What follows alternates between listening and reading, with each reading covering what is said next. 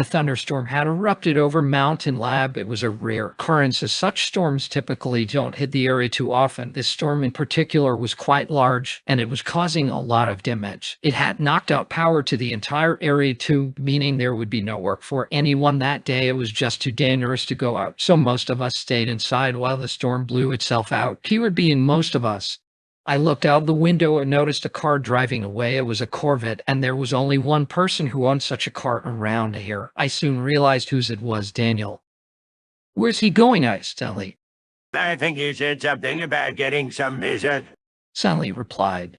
Does Daniel not see the dangerous weather situation that we're in right now? Boy, he said he would be back in a few minutes. So I guess we will wait and see. I hope he can make it back safely. Yeah, me too.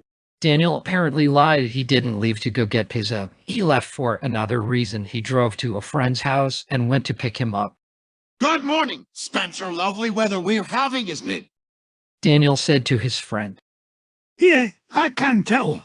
Spencer replied. So, we are really going through with this. Yeah, we are. It'll be fun. I hope so. Let's just pray nothing bad happens. Okay. I know you're scared, but this is what we dreamed about for years. And today we finally get to fulfill our dream. For those of you who are wondering what they are talking about, have you ever heard of this activity called storm chasing? It's exactly what it sounds like, and it's something Daniel and Spencer decided to do. Let me tell you, storm chasing is something you don't want to do like ever. It's a dangerous hobby that usually never ends well, especially when you have no idea what you are getting into.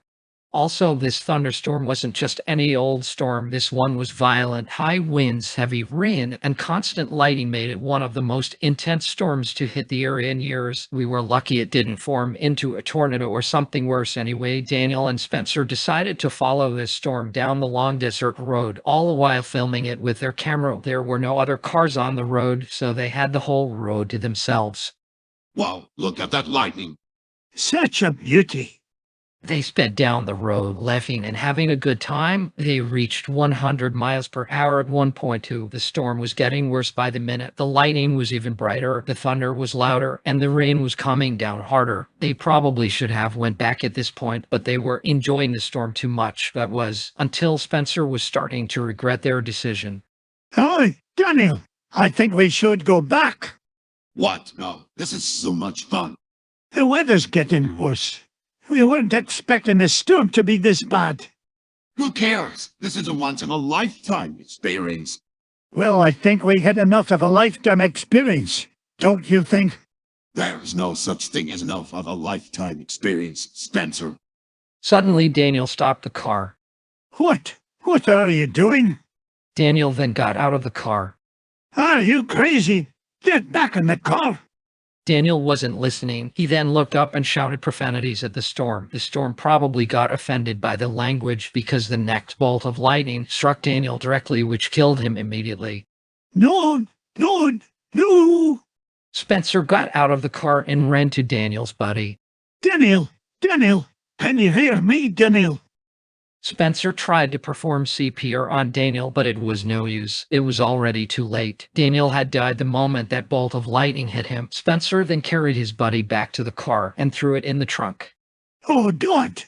How could we be so stupid?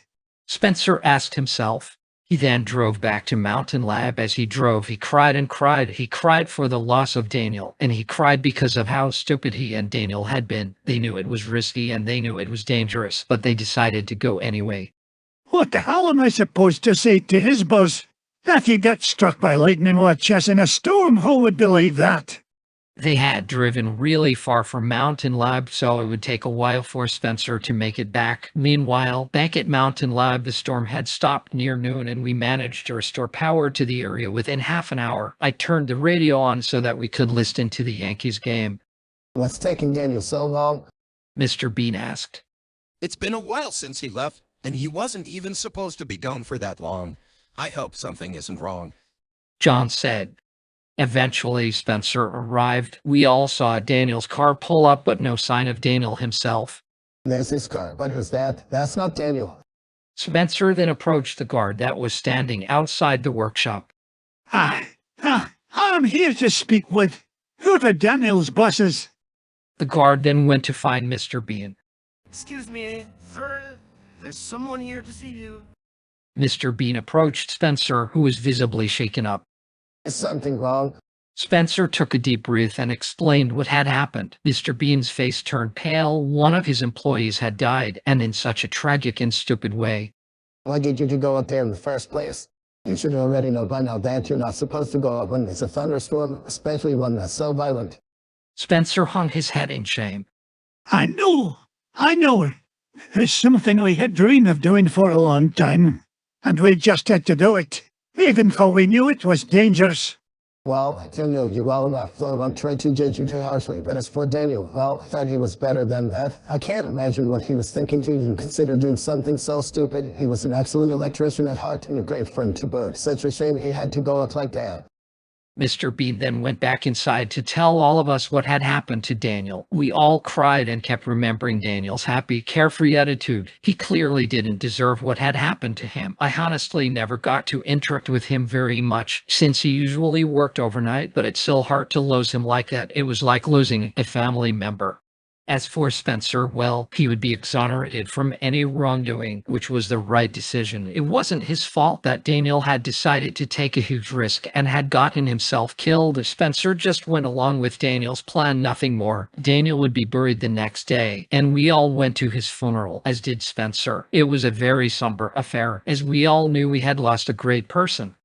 Spencer naturally cried the whole time. In fact, that was the last time we ever saw Spencer. Right after the funeral, he was gone. He most likely went silent, as I was unable to find any details about him whatsoever. No one ever did. I always wondered what became of him, but that was none of my business.